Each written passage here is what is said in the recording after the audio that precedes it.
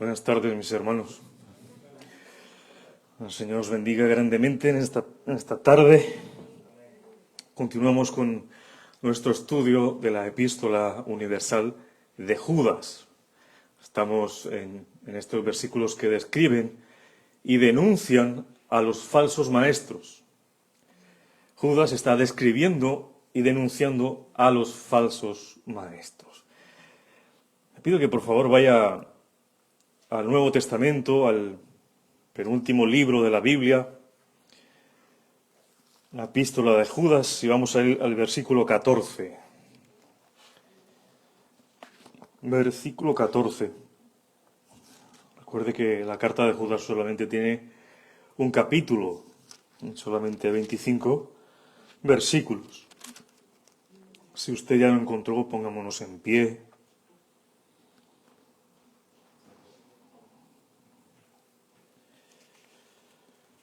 Epístola Universal de Judas, versículo 14 al 16.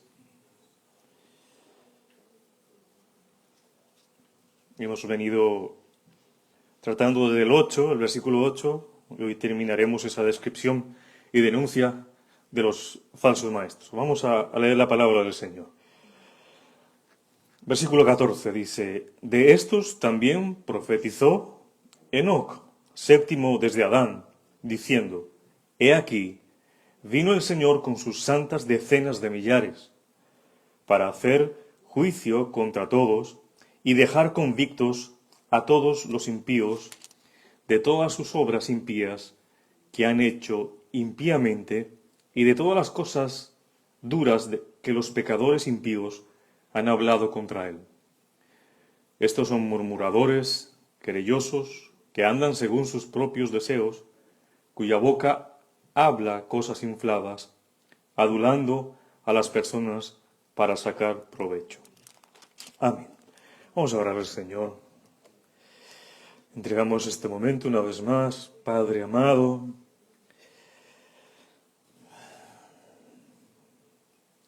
Entregamos nuestro corazón, nuestra mente.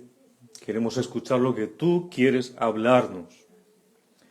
Venimos aquí a este lugar a escuchar lo que tú quieres hablar a cada uno de nosotros y a la congregación como un cuerpo. Ayúdanos a entender, Espíritu Santo, tu voluntad. Danos las fuerzas, el querer y también el hacer tu voluntad, Señor. Que no sea la nuestra.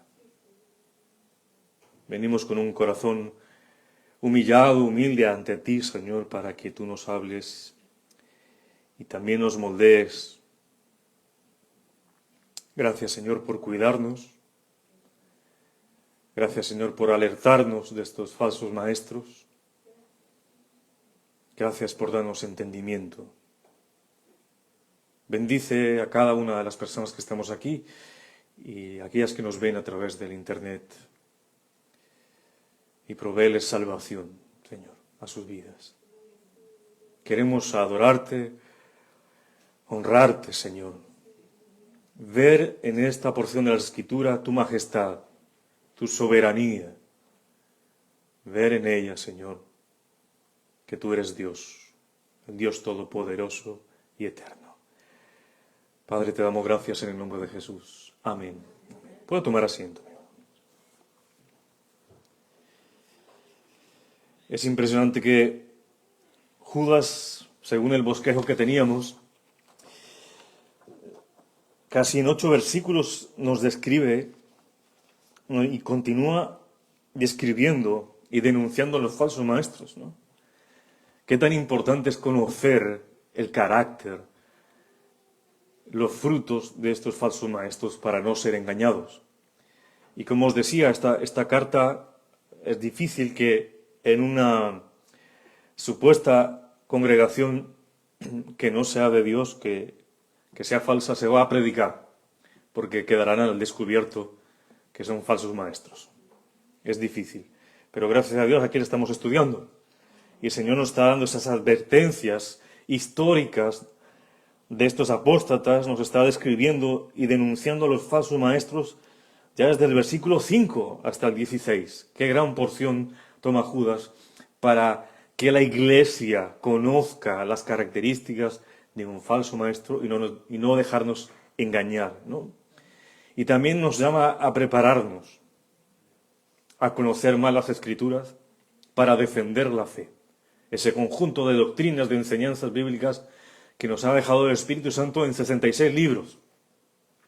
Esa revelación que ya está cerrada desde Génesis, Apocalipsis, y que ya no hay más revelación. Todo está escrito, todo ya está consignado en esta palabra divina de Dios, que es la Biblia. Judas aquí, en este versículo 14, nos menciona el castigo que vendrá sobre los falsos maestros. Y también continúa describiendo el carácter de los mismos. Y esto lo hace a través de una profecía. El versículo 14, si usted está ahí, dice que de estos también profetizó ¿quién? Enoc. Enoc da una profecía, ¿no? Y esa profecía es que el Señor viene con decenas de millares para hacer juicio contra todos. Eso es lo que acabamos de leer. Vamos a ver quién es Enoc. Enoc es un personaje un poco misterioso. Se habla muy poco en la Biblia. Solo en 3 partes de las Sagradas Escrituras vemos quién es Enoc. Lo vemos en Génesis 5:21, en Hebreos 11:5 y en este momento que estamos estudiando Judas 14 y 15. Aunque hay poca información, pocos versículos, son suficientes para hacernos una imagen de cómo era este hombre. Este hombre que la Biblia dice que caminó con Dios y que finalmente Dios se lo llevó. No experimentó la muerte física. Veámoslo en la palabra del Señor, aquí en la proyección. Génesis 5:22, usted lo puede ver aquí en la proyección, dice, y caminó que Enoc con Dios, después que engendró ¿a quién? Matusalén, 300 años y engendró hijos e hijas, y fueron todos los días de Enoc, ¿cuántos? 365 años, nada más ni nada menos. ¿No? Viejo el sol, ¿no? Y alumbra, dicen por ahí. Caminó pues Enoc ¿con quién? Con Dios, es importante, caminó con Dios, estuvo a la par de Dios, hizo la voluntad de Dios. ¿Y qué sucedió? Desapareció porque le llevó Dios. Le llevó Dios. Enoc no vio la muerte. Y eso nos dice el segundo versículo que nos habla la Biblia acerca de Enoc. Hebreos 11:5 dice, por la fe, Enoc fue que traspuesto para no ver muerte. Dios se lo llevó. No experimentó la muerte. No fue hallado porque lo traspuso Dios.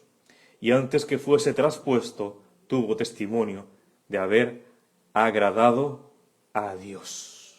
Antes de que Dios se lo llevara, él dio testimonio de que habitaba aquí en su vida Dios, de que él obedecía a Dios, de que él hacía la voluntad de Dios. Daba fruto. Daba fruto. Mis hermanos, ¿qué profetizó Enoc según el pastor Judas? Vamos al versículo 14 de Judas, regresemos ahí. Dice, de estos también profetizó Enoc. ¿De quiénes está hablando? De los falsos maestros, ¿no? De los falsos creyentes, de los apóstatas, de los que abandonaron la fe. De estos también profetizó Enoc, séptimo desde Adán, ya lo vimos, diciendo, he aquí, vino el Señor con sus santas decenas de millares. ¿Para qué? Muy bien, en el versículo 15, para hacer juicio contra todos y dejar convictos a todos, ¿quiénes? Los impíos de todas sus obras, ¿qué? Impías, que han hecho, ¿qué? Impíamente, y de todas las cosas duras que los pecadores impíos han hablado contra él. Mis hermanos, esta es una profecía que trata sobre la venida del Señor Jesucristo con sus santos. Esta profecía de Enoc no se encuentra en ningún otro pasaje bíblico en las Escrituras. Por más que busques, no la vas a encontrar. Vas a ir a Génesis y solo vas a encontrar lo que ya leímos. Vas a Hebreos y solamente vas a encontrar lo que ya leímos. Esta profecía fue extraída por Judas, ese trozo, de un libro apócrifo. Se llama el libro apócrifo de Enoc. ¿Qué es un libro apócrifo? Significa esa palabra escondido, que no es auténtico. Son libros que no fueron inspirados por Dios y carecen de autoridad para nosotros. No nos rigen a nosotros, esos libros apócrifos. Fue un libro conocido por los líderes de la Iglesia, por los judíos, por su tradición. Ellos tenían esos libros durante el siglo II, pero luego esos libros se perdieron.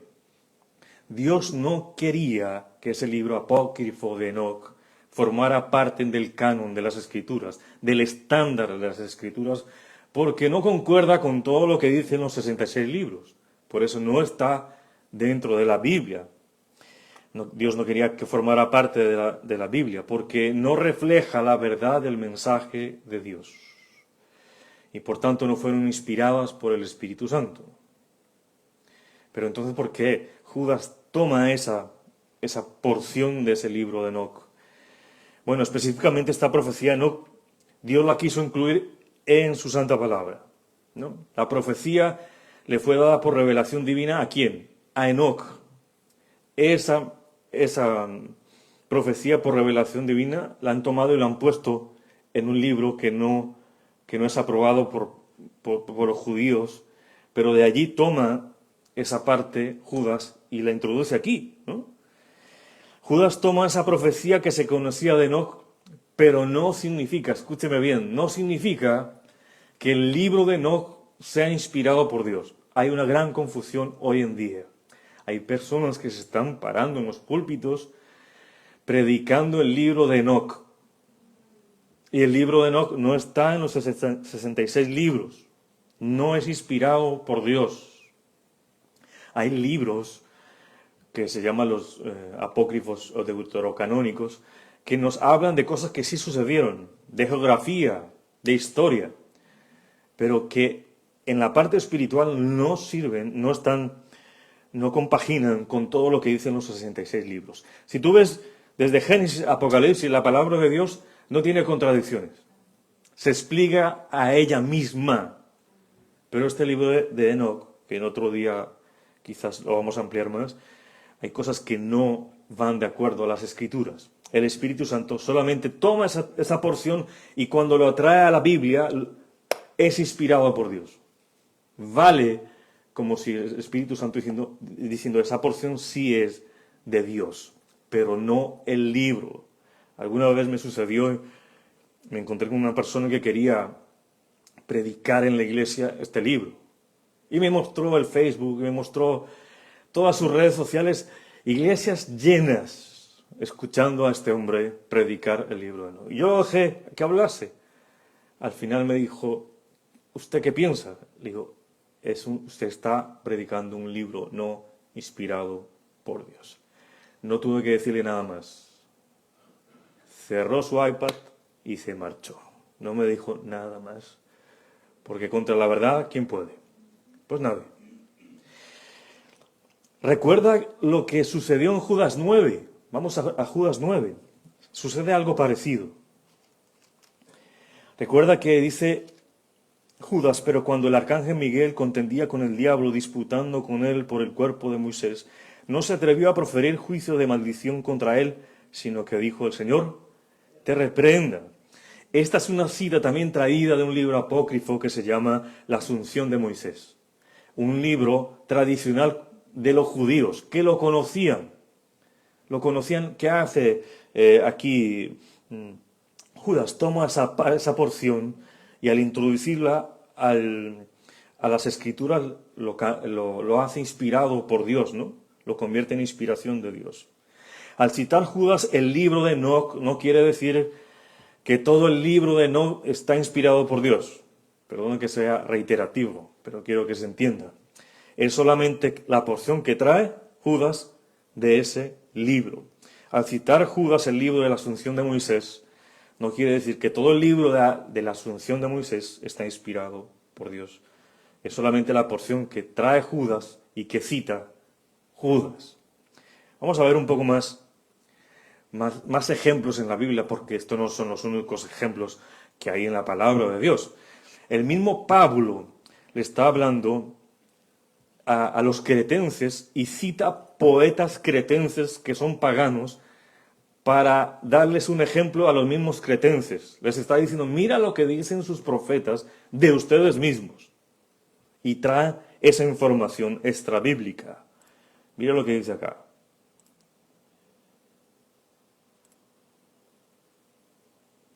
Tito 1:12 dice, uno de ellos, su propio profeta, dijo, los cretenses siempre mentirosos, malas bestias, glotones y ociosos. Está con los cretenses y si saben qué dicen sus profetas de ustedes mismos, que ustedes son mentirosos, malas bestias, glotones y ociosos. Y eso era verdad, aunque le hubieran dicho que profetas que no conocían a Dios, pero él al traer esa verdad a las Escrituras, la hace inspirada por Dios. También vemos una descripción de poetas paganos, poetas de griegos que se dirigen a los mismos griegos en Atenas. Y Pablo nos habla de esto en Hechos 17:28. Dice, porque en él vivimos y nos movemos y somos. Dice, como algunos de vuestros propios poetas también han dicho, ¿viste? Porque linaje suyo somos. Él está hablando y le está hablando a ese pueblo y le dice, algunos de vuestros poetas también dicen eso de vosotros mismos. Bien, está trayendo esas verdades. También, tú has escuchado, este libro donde saca eso Pablo se llama Fenómena, eso usted lo puede encontrar por internet, se llama Fenómena, y habla sobre profetas griegos, sobre todo de Aratus, un profeta griego. Usted ha escuchado de Janes y Jambres, ¿verdad? ¿Usted lo ha escuchado? Y usted sabía que estos Janes y Jambres son magos egipcios, que la Biblia no describe sino solamente en un versículo, pero en la tradición judía son muy conocidos. Solo se cita en 2 Timoteo 3:8. Y dice, y de la manera que Janes y Jambres resistieron a Moisés, así también estos resisten a la verdad, hombres corruptos de entendimiento, réprobos en cuanto a la fe. ¿Qué está diciendo Pablo? Está trayendo esos nombres que ellos en la cultura judía los conocían. Y está diciendo, ellos resistieron a Moisés. Si tú vas al Éxodo, no encuentras ninguna referencia a Janes y Jambres. Encuentras magos, pero no los nombres de ellos. Ahora, por inspiración del Espíritu Santo, trae esos ejemplos de esa tradición judía y hace verídico estos nombres para esos magos. Y solo se cita una sola vez en las Escrituras. Y eso lo tenemos que saber, mis hermanos. Tenemos que estar informados. Porque muchos que quieren torcer las Escrituras comienzan por ahí. Si tú no sabes de dónde viene eso, te van a hacer dudar. Te van a hacer dudar de esas fuentes. Bien, ¿qué profetizó Enoc? Bueno, Judas menciona el castigo que vendrá sobre los falsos maestros y dice en el versículo 14, vamos otra vez a Judas, dice, de estos también profetizó Enoc desde Adán diciendo, he aquí vino el Señor ¿con qué? Con sus santas decenas de millares. Vamos a ver quiénes son esas decenas de millares. Dice, Judas nos está diciendo aquí que el Señor Jesucristo no vendrá solo para el juicio del mundo. Mire lo que nos dice segunda a los Tesalonicenses 1:7 en la versión Biblia de las Américas. Dice, y daros alivio a vosotros que sois afligidos, y también a nosotros, cuando el Señor Jesús sea revelado desde el cielo con sus poderosos ángeles, ¿viste? Está hablando de ángeles, en llama de fuego, dando retribución a quienes, a los que no conocen a Dios. Le va a dar a cada quien, a los que no conocen a Dios y a los que no obedecen, ¿qué? El Evangelio de nuestro Señor Jesús. El Señor, aquí dice la palabra, que va a venir el Señor Jesús con poderosos ángeles en llama de fuego a dar retribución a aquellos que no conocen a Dios y que no obedecen su Evangelio, el Evangelio de nuestro Señor Jesucristo. Habla de ángeles. Sus santas decenas de millares son ángeles según el contexto y según los versículos que estamos viendo. También lo dice y lo reitera Mateo capítulo 13, versículo 41 y 42. Dice así: enviará el Hijo del Hombre, ¿a quiénes? A sus ángeles, y recogerán de su reino, ¿a quiénes? A todos los que sirven de tropiezo, y a los que hacen iniquidad. ¿Y qué va a suceder con ellos? Y los echarán en el horno de fuego. Allí será el lloro y el crujir de dientes. Eso es el juicio, mis hermanos. ¿Con quién vendrá el Hijo del Hombre, Jesucristo? Con sus ángeles, a recoger todas esas personas que sirvieron de tropiezo, que hacen iniquidad, hacen lo malo, y los echarán en el horno de fuego, o al infierno, donde es el lloro y el crujir de dientes. Esto no es una metáfora, va a suceder esto. Eso lo dice la palabra del Señor, va a suceder. Bien, esta visión profética de Enoc comienza refiriéndose a la gloriosa manifestación de nuestro Señor Jesucristo en los últimos tiempos, rodeado de millares y millares de ¿qué? De ángeles. Y es una promesa de la segunda venida del Señor, que también está en la última profecía bíblica. ¿Usted quiere saber cuál es la última profecía bíblica? ¿Usted sabe cuál es la última profecía escrita en la Biblia? ¿A dónde debe estar esa profecía? En Apocalipsis. Mire lo que dice Apocalipsis 22:20. El que da testimonio de estas cosas dice: ciertamente vengo en breve. Amén. Sí, ven, Señor Jesús. Eso es lo que estamos esperando nosotros. La segunda venida de nuestro Señor Jesucristo, como lo dice Apocalipsis 22:20. Esta es una realidad. Jesucristo vendrá por segunda vez y no vendrá a salvar. Él ya vino por primera vez a traer salvación a todo aquel que cree en Él y se arrepiente de sus pecados y acoge la vida con Jesús. Esta vez vendrá ¿qué? A juzgar. Ya no vendrá a salvar, vendrá a juzgar. Mira lo que nos dice Mateo 25:31. Cuando el Hijo del Hombre venga en su gloria y todos los santos ángeles con él, entonces se sentará en su trono de gloria. ¿A qué? A juzgar, a juzgar. De esto también nos habla el Antiguo Testamento. Nos habla Daniel. Daniel, capítulo 7, versículo 10. Con estas profecías relacionadas con el juicio de los perdidos. Mira lo que nos dice también Daniel 7:10 en el Antiguo Testamento. Mire que toda la Biblia tiene concordancia. Dice: un río de fuego procedía y salía de delante de él. Millares de millares que le servían y millones de millones asistían delante de él. El juez se sentó y los libros fueron abiertos. Ese juez, ¿quién es? El Señor Jesucristo, el único digno de abrir el libro para traer juicio, dar a cada quien lo que merece. ¿No? Judas, por tanto, presenta la realidad futura del juicio, como lo hace Daniel, y está determinado sobre los pecadores incrédulos y los falsos maestros que tendrán un juicio, y sobre todos los impíos también. Aunque pienses que no pasa nada, que el mal se va acrecentando, que ¿dónde está Dios? Dios va a venir. Jesús va a venir por segunda vez a traer juicio sobre ellos. Dice el versículo 15 de Judas. Estamos ahí en Judas. Leemos desde el 14 por contexto. Dice: de estos también profetizó Enoc, séptimo desde Adán, diciendo: he aquí vino el Señor con sus santas decenas de millares. ¿Para qué? Para hacer juicio ¿contra quién? Contra todos. ¿Quiénes son todos? Todos los pecadores, todos los apóstatas, todos somos culpables delante de Dios. Romanos 3:23 dice: por cuanto todos pecaron y están destituidos de la gloria de Dios. ¿Qué tenemos ¿Qué hacer nosotros para no ser culpables delante de un Dios santo?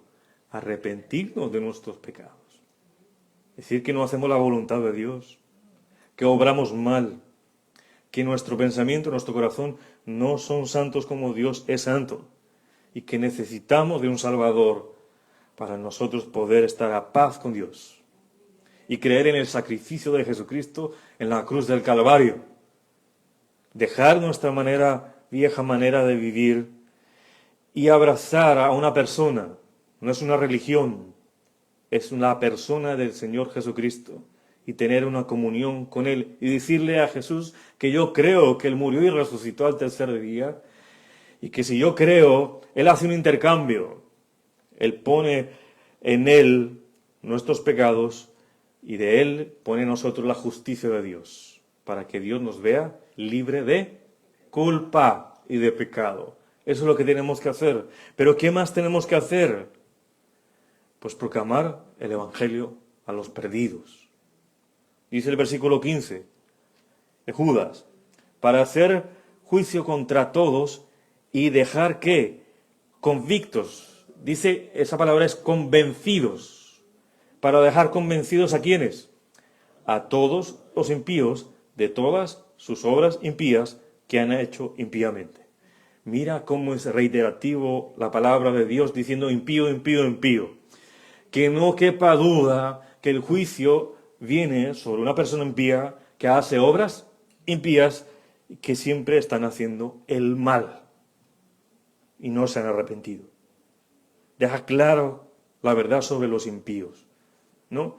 Estos impíos dejan fuera a Dios, no quieren hacer su voluntad, no quieren someterse al Dios Todopoderoso. Seguimos en el versículo 15, para hacer juicio contra todos y dejar convencidos a todos los impíos de todas sus obras impías que han hecho impíamente y de todas las cosas que duras que los pecadores impíos han hablado contra él. ¿Qué son esas cosas duras? El texto griego dice que esas cosas duras son palabras duras o palabras irrespetuosas en su manera de hablar para Dios, para con Dios y para sus hijos. Esas cosas, esas palabras irrespetuosas, esos pecadores van a pagar por ellas. Y la palabra es bien clara. Abre vuestras Biblias ahí, Mateo 12, 34 al 36. Mateo 12, 34 y 36.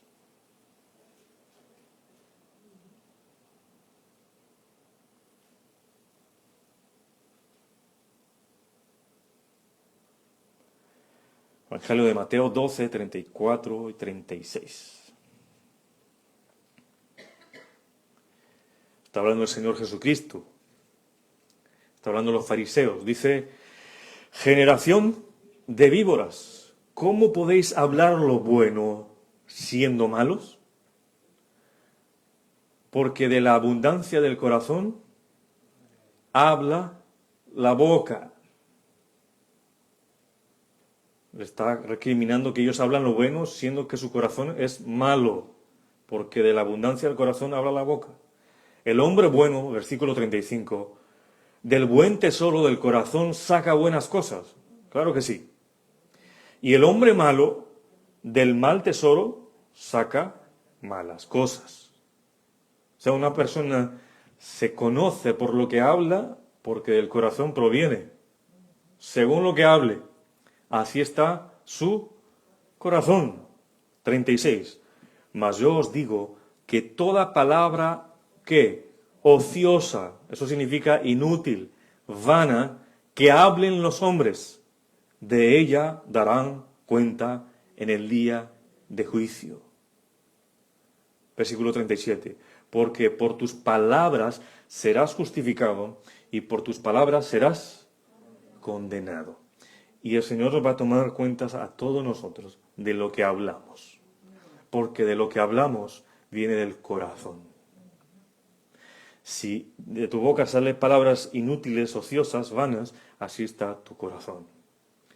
Y también si hay palabras justificadas, vienen de tu corazón.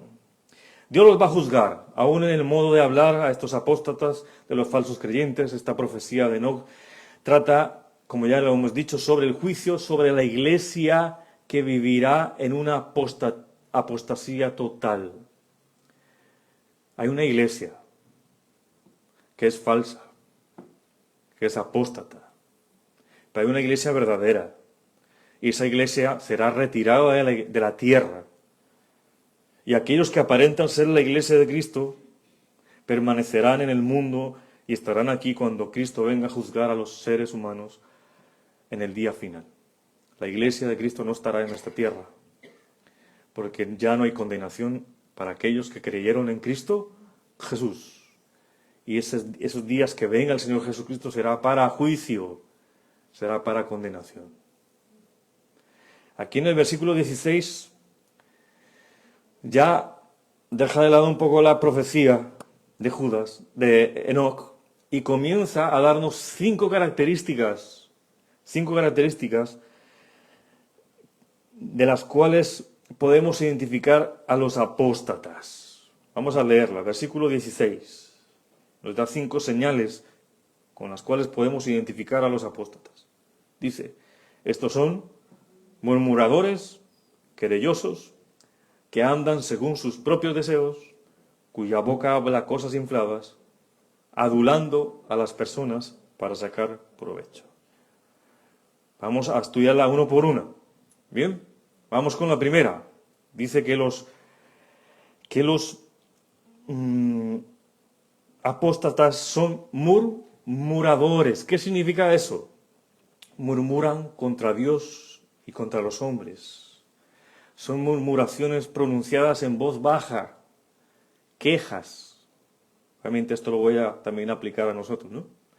Es decir, que hablan mal de las personas en ausencia de éstas. Eso es un murmurador. Son sembradores de discordias, incendiarios de contiendas entre hermanos. Usted puede ver un falso creyente, un apóstata, es porque murmura, ¿no? Pronuncia cosas en voz baja para que nadie los escuche, sino solamente al que le están hablando. Y hablan en ausencia de las personas y siembran discordias. La palabra del Señor nos dice en Proverbios 16, 28, el hombre perverso levanta contienda y el chismoso aparta a los mejores amigos. Eso es lo que hace un falso creyente. También Santiago 4:11 nos advierte de esto. Dice, hermanos, no murmuréis los unos de los otros.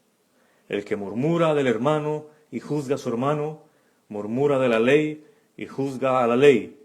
Pero si tú juzgas a la ley, no eres hacedor de la ley, sino juez. Estas personas parecen jueces, determinan, condenan con esas murmuraciones a los hermanos. Hablan mal de ellos. Y Santiago dice que no debemos hablar mal del prójimo. No habléis, hermanos, mal unos de los otros. Segunda característica de los apóstatas. Son querellosos. ¿Qué significa eso? Estos falsos creyentes se quejan con suma facilidad. Se quejan por todo. Nada les parece bien, todo lo critican. Están siempre descontentos y nunca satisfechos. Eso es lo que significa querellosos. Estas personas siempre resaltan el punto de vista negativo de las personas, nunca ven las cosas positivas de nadie. Siempre están viendo las cosas negativas de las personas o la situación de la iglesia.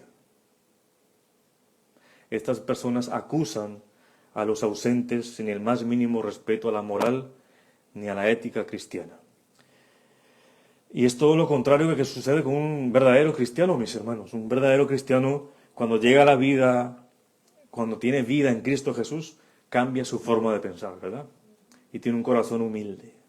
Pero estos murmuradores y querellosos que Judas nos habla, son personas inadaptables, no se pueden adaptar a ningún grupo. Porque en ellos hay un espíritu de anarquía. Recuerda que Judas dice que hay rebeldía en sus corazones, ¿no? No quieren obedecer a Dios, ni a los líderes, ni a someterse a nadie. Son rebeldes, son individualistas. Les cuesta mucho adaptarse a la vida de la congregación, a estos falsos creyentes. No quieren trabajar en unión de los demás hermanos porque encuentran faltas en todas las personas, ¿no? No, yo no quiero trabajar aquí porque encuentro faltas en ellos, ¿no? Y las cosas que hacen también las hacen mal. Y acaban marchándose al final de la iglesia. ¿Y qué hacen? Dejan una congregación local para irse a otra a vivir la misma experiencia.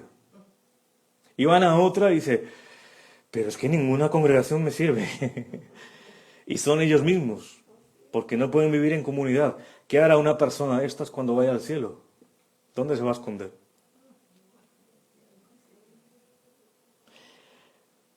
Dice Proverbios 18:6, los labios del necio provocan contienda. Son personas faltas de entendimiento. Su boca a los azotes llama. Son personas rebeldes, individualistas y no se pueden adaptar a una vida congregacional porque nada les parece bien. Tercera característica de los apóstatas.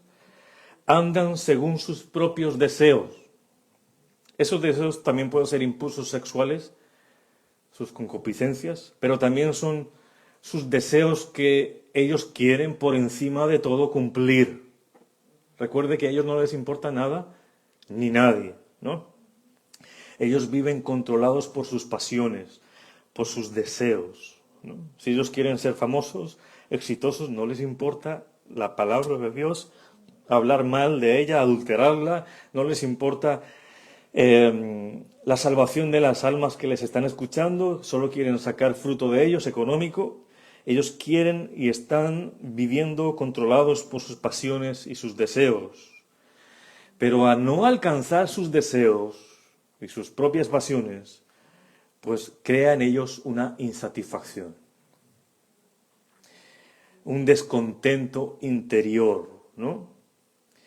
Por tanto, lo único que les satisface, ¿sabes qué es? Es hacer su voluntad, sin someterse a nadie, ni a la palabra de Dios, ni a la disciplina de la iglesia, ni mucho menos a los líderes, porque su deseo está por encima de todo, aunque su deseo y su pasión sean buenas y sean en pro del reino de Dios, pero no quieren someterse absolutamente a nada.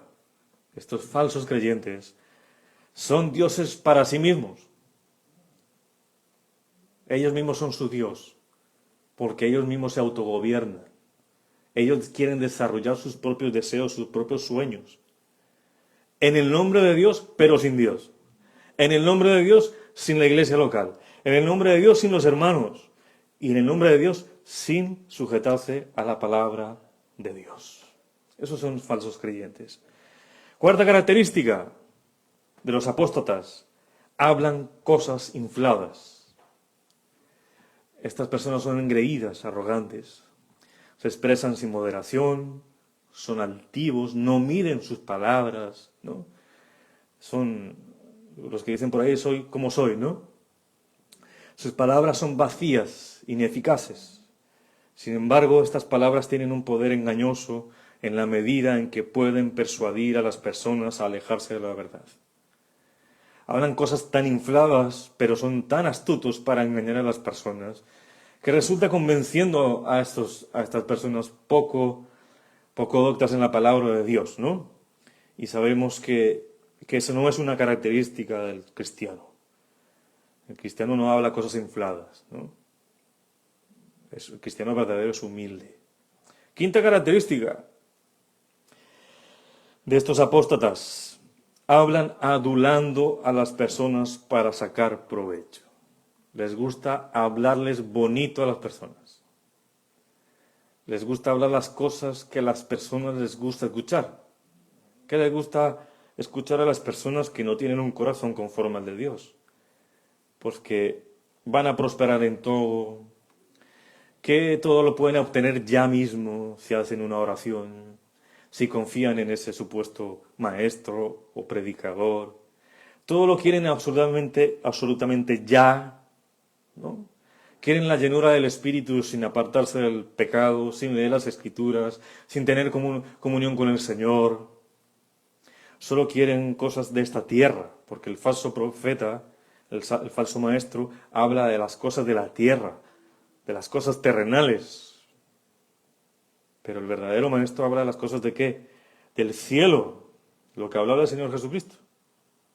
Estas personas que adulan, hablan bonito, alaban a las personas de forma exagerada para conseguir un favor o ganar su voluntad, ¿no? Yo creo que usted lo ha escuchado alguna vez, ¿no? Empiezan adulando a los dirigentes de la iglesia, hablan bonito a los miembros más significativos de la iglesia, ¿no? A los líderes, y no lo hacen con la intención de sacar provecho, no simplemente un provecho material, sino también para ganar prestigio, ¿no? Para que lo reconozcan, para que digan, wow, qué forma de hablar, ¿no? Qué tantos talentos y dones tiene, ¿no? También buscan eso, ¿no? Y así, al hablar tanto y tan bonito y agradar a todo el mundo, buscan que confíen los líderes responsabilidades y buscan cargos en la iglesia. Pero eso es todo lo que les importa a ellos, ganarse la confianza de las personas hablando bonito. ¿Para qué? Para sacar provecho para ellos mismos, sea económico, material o un lugar de prestigio en la iglesia. Estos son los falsos creyentes. Sabemos, mis hermanos, que no es propio de un cristiano andar estimulando la admiración hacia otra persona. Un verdadero cristiano no hace eso. Quizá reconoce lo que ha hecho, da las gracias, pero no está adulando para conseguir cosas. No está exaltando a las personas para sacar provecho, ventaja o favores especiales. Un cristiano no hace eso.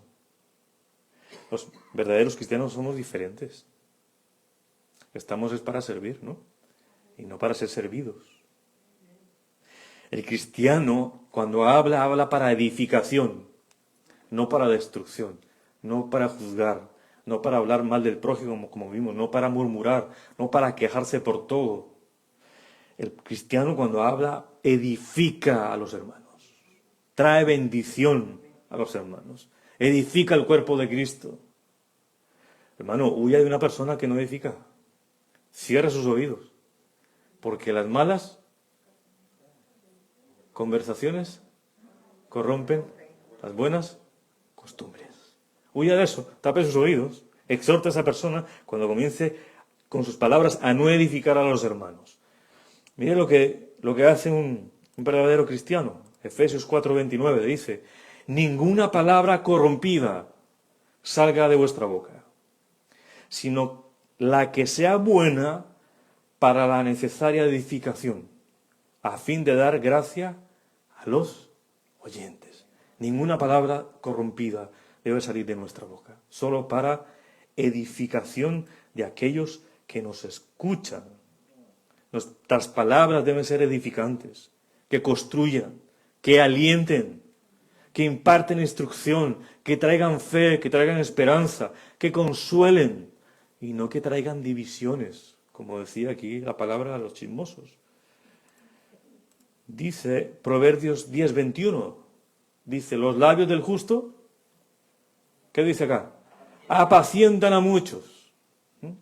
Mas los necios, los falta de entendimiento, mueren por falta de entendimiento. Tienen falta de entendimiento. Por eso lo que hablan de su boca viene ¿de dónde? De su corazón. Mira lo que nos dice otro ejemplo, Lucas 6:45. El hombre bueno, del buen tesoro de su corazón, saca lo bueno. No es que no hay otra forma. Y el hombre malo, del mal tesoro de su corazón, saca lo malo. Porque de la abundancia del corazón habla la boca. Habla la boca. Eso es que podemos ver y conocer a una persona. Por lo que habla, ya usted conoce el corazón. Mis hermanos, Judas en estos versículos que estamos estudiando nos está hablando que Cristo regresará a la tierra a ejecutar el juicio sobre los impíos. No simplemente a los falsos profetas, a los falsos maestros, a los falsos creyentes, sino a aquellos que hacen iniquidad, ¿no? Y Cristo vendrá para juzgar a sus enemigos y va a establecer su reino. Y a todos estos, pues son los que dice Romanos 3:23, que dice que todos pecaron y que están destituidos de la gloria de Dios. Las Escrituras dicen que el hombre va a un destino de condenación. Y va a un destino de condenación cuando no vive en Cristo Jesús, cuando no ha nacido de nuevo, cuando sus frutos dejan ver lo que hay en su corazón. Ya lo hemos dicho infinidad de veces. No es decir yo te amo. Es que obedecer los mandamientos. No es decir yo te amo. Es tener frutos en mi vida de santidad. Y una santidad progresiva. ¿No? Las Escrituras dicen que el hombre va a un destino de condenación eterna. Aunque no parezca al mundo que Dios va a venir, ¿no? Que Jesús va a venir. ¿Qué debemos hacer? Debemos hacer como dice Pablo. Pablo dijo en Hechos 17:30, dice, Dios manda a todos los hombres en todo lugar que se arrepientan. Ese es el Evangelio. Decirle a las personas, arrepiéntete de tu pecado, porque Dios es Dios santo. Es un Dios santo. Vuelve tu vida al Señor. Deja de vivir en tu pecado y vuélvete y busca salvación en Cristo Jesús. Aunque muchos digan que no existe tal juicio, dice, se está tardando, ¿no? Tanto que vas a la iglesia y, ¿dónde está tu Dios? ¿Dónde está el juicio? Mire, sigue la maldad y a Dios no le importa nada, eso dicen ellos. Es más, ellos dicen, yo sigo haciendo la maldad y no me pasa nada, antes tengo más dinero. ¿Dónde está su Dios? La famosa frase, si yo estoy pecando, no soy un hijo de Dios que me caiga un rayo y me parta en dos. A ver dónde está el rayo. Y no parece nada. Y se burlan de Dios, ¿no? No tienen temor. Pero nosotros le creemos a la palabra de Dios, lo que dice Dios. Mire lo que dice Pedro en su segunda carta, capítulo 3, versículo 7.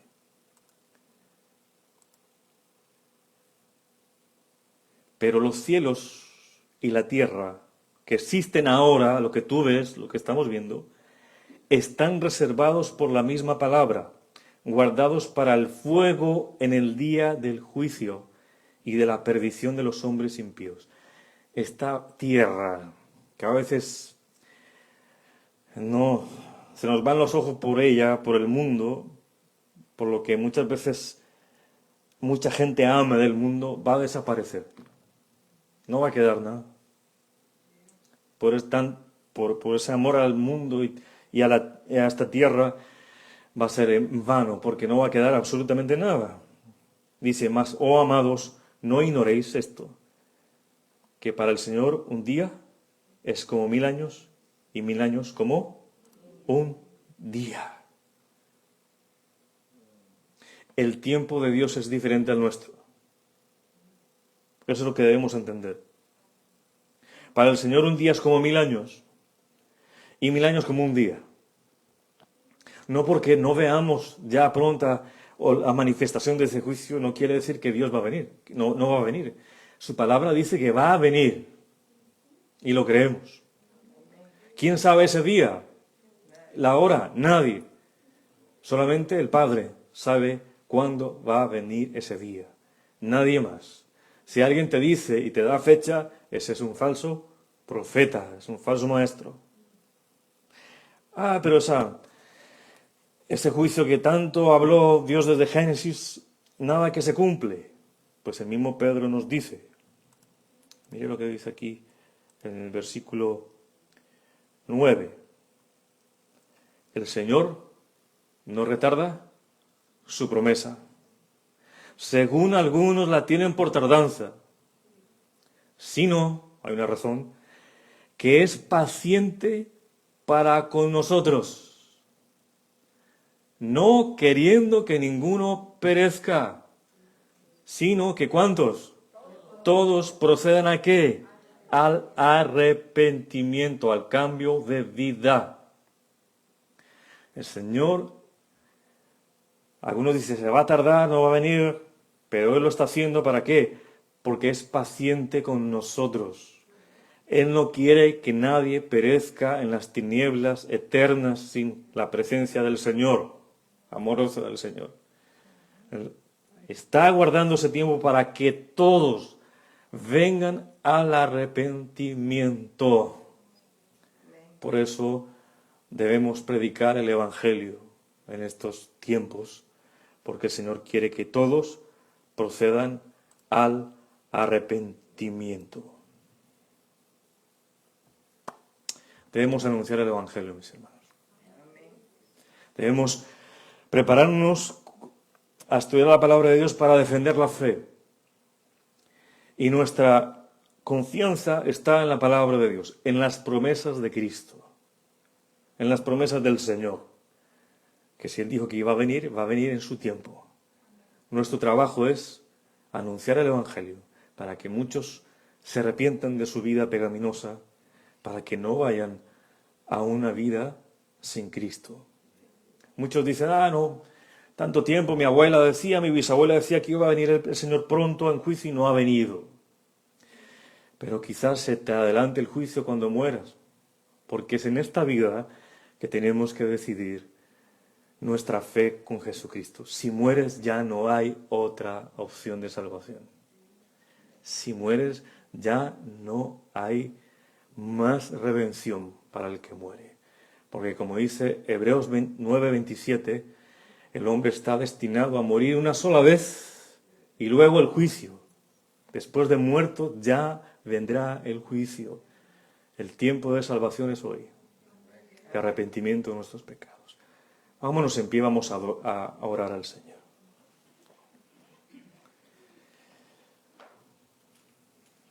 Señor, te presentamos este momento y te pedimos que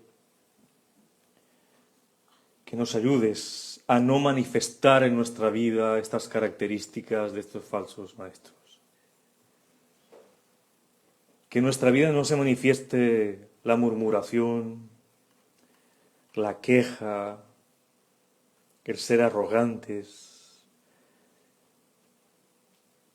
el adular a las personas por un bien propio, no buscar nuestros propios deseos en nombre de Dios. Te pedimos que eso no se manifieste en nuestras vidas. Te lo pedimos, porque si se están manifestando en nuestras vidas, quizás, probablemente, solo lo sabes tú, oh Dios, son frutos de una persona que no ha nacido de nuevo. Si esas características las ves en tu vida, pues te pareces a un falso creyente, y un falso creyente no tiene a Dios en su corazón. Solo le espera juicio eterno. Ayúdanos a que esto no se manifieste en nuestras vidas, Señor. Porque estos son solamente descripciones de falsos creyentes. En nuestra vida se debe manifestar el fruto del Espíritu, el amor, la benignidad, la paciencia, el dominio propio, el servicio a los demás, la humildad. Porque si Cristo está en nosotros, reflejamos quién es Cristo en nuestras vidas. No solo basta decir amo a Dios. Las Escrituras dicen que si amamos a Dios, cumplimos los mandamientos. Obedecemos su palabra. Y sabemos que la salvación no es por obras, no es por comportarnos bien. Si nos comportamos bien es un fruto del Espíritu Santo que está en nuestra vida, que hace que se produzcan esas obras. Es una evidencia de la salvación.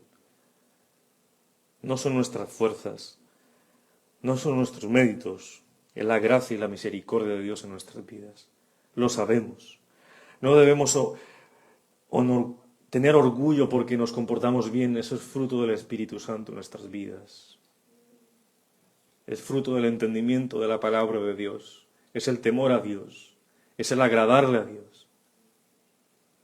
Te pedimos, Señor, que nos ayudes a trabajar en nuestra salvación con temor y temblor, como aquel que riega una planta, que la cuida todos los días, que la riega para que no se seque, con oración, con la palabra de Dios, haciendo su voluntad, obedeciendo al Señor. Eso es trabajar en la salvación, con temor y temblor. Que el Señor nos ayude a trabajar en nuestra salvación.